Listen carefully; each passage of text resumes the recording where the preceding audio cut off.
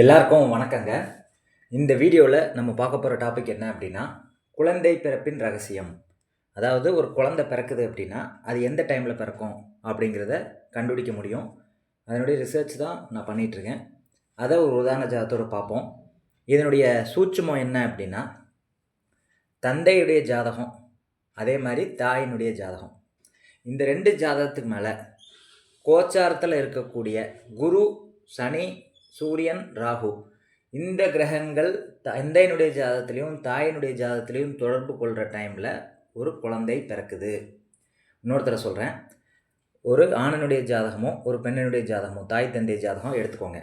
அந்த தாய் தந்தை ஜாதகத்து மேலே கோச்சாரத்தில் குரு, சனி, சூரியன், ராகு, இந்த 4 கிரகங்கள் ஒரே டைமில் தொடர்பு கொள்ளணும். ரெண்டு ஜாதகத்துலேயும், ஆண் ஜாதகத்துலேயும் பெண் ஜாதகத்துலேயும் ஒரே டைமில் கோச்சாரத்தில் சூரியன், சனி,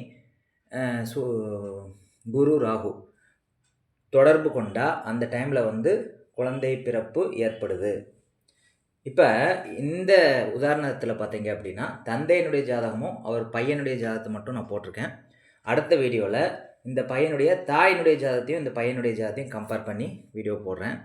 தாயினுடைய ஜாதகத்துலேயும் தந்தையினுடைய ஜாதகத்துலேயும் ஒரே டைமில் இந்த குழந்தையினுடைய ஜாதகம் மேட்ச் ஆனால் தான் குழந்தை பிறக்கும். இந்த கோச்சாரம் மேட்ச் ஆனால் தான் அன்றைக்கி அந்த குழந்தை பிறக்கும் அப்படிங்கிறது தான் இதில் சொல்ல வரக்கூடிய விஷயம். இது ஒரிஜினல் ஜாதகம். உங்களுக்கு வேணும் அப்படின்னா இவருடைய ஃபோன் நம்பர் தரேன், செக் பண்ணிக்கலாம். எதுவுமே பொய் கிடையாது. இது 26 ஜனவரி 1983 பிறந்த ஒருத்தர். அவருடைய பையன் 2012 பிறந்திருக்கார். 2 பேருடைய ஜாதகத்தையும் நான் போட்டிருக்கேன். ரொம்ப போட்டு குழப்ப விரும்பலை. அதாவது இது முதல் குழந்தையினுடைய ஜாதகம், அவருடைய முதல் பையன். இந்த முதல் பையன் அப்படின்னா 5ஆம் இடம் தான் முதல் பையன், முதல் குழந்தை. அப்போ இவருடைய லக்னம் ரிஷப லக்னம். ரிஷப லக்னத்துக்கு 5ஆம் இடம் கன்னி. அப்போ நம்ம என்ன பார்க்கணும் அப்படின்னா, இந்த தந்தை ஜாதகத்தில் 5ஆம் இடங்கிறது கன்னி. அந்த 5ஆம் இடத்தை இந்த பையன் ஜாதகத்தில் நோட் பண்ணிக்கோங்க. அதாவது இது அந்த குழந்தை பிறந்த கோச்சாரம், அதாவது அந்த குழந்தை பிறந்த டைமு. இதை தான் நம்ம அந்த நாளுடைய கோச்சாரம் அப்படின்னு நம்ம சொல்கிறோம்.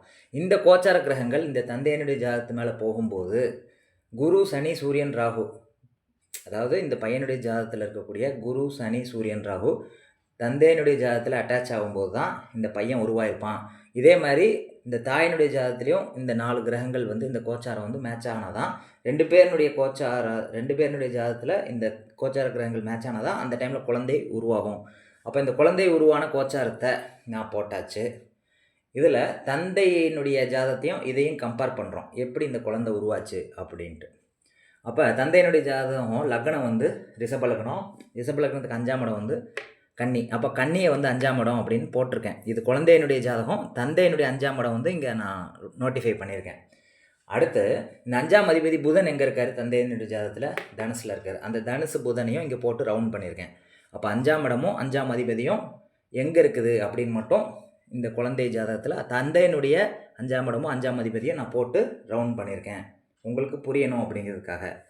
இந்த தந்தையினுடைய 5ஆம் இடத்தையும் 5ஆம் அதிபதியையும் இந்த கோச்சார கிரகங்களில் குரு, சனி, ராகு, சூரியன் தொடர்பு கொண்டால் அந்த குழந்தை உண்டாகும்.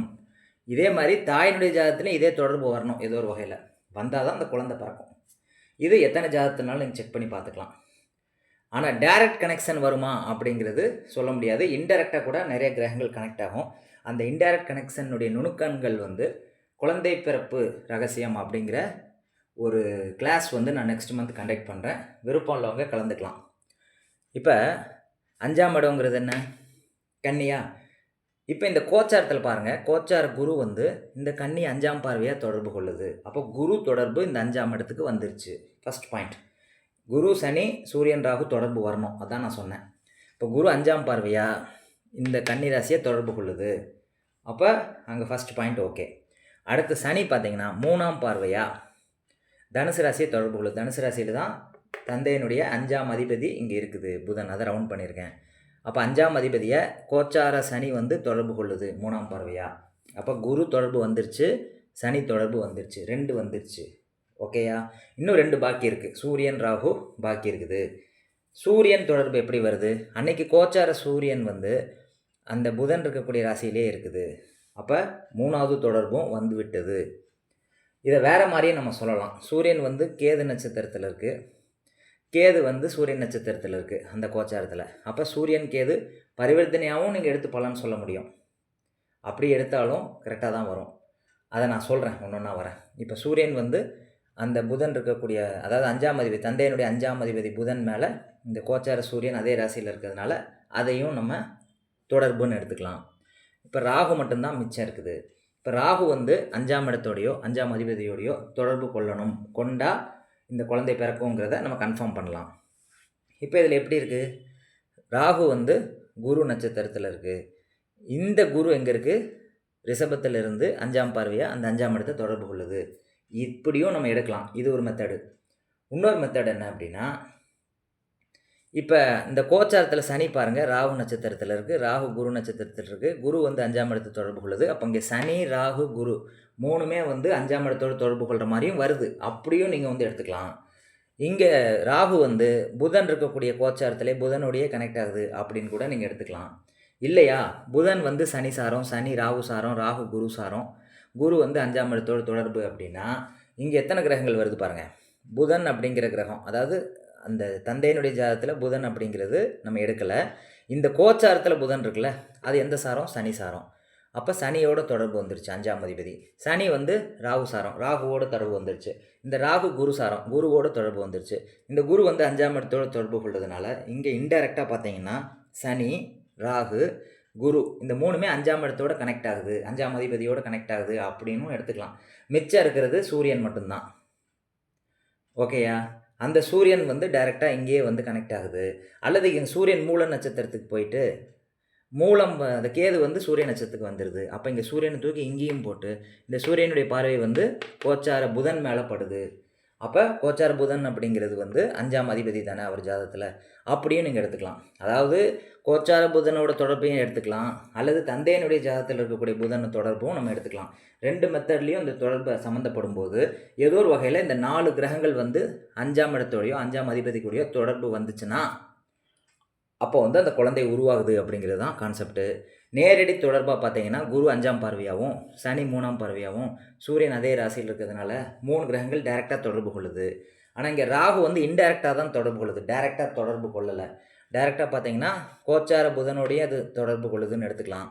அல்லது ராகு நின்ற சாரம் குரு சாரம், குரு வந்து ரிஷபத்திலிருந்து 5ஆம் பார்வையாக 5ஆம் அதிபதியை தொடர்பு கொள்ளுது, அல்லது 7ஆம் பார்வையாக 5ஆம் அதிபதியை தொடர்பு கொள்ளுது. 5ஆம் பாவகத்தை 5ஆம் பார்வையாகவும் 7ஆம் பாவகத்தில் 5ஆம் அதிபதி இருக்குது, அதை குரு தொடர்பு கொள்ளுது.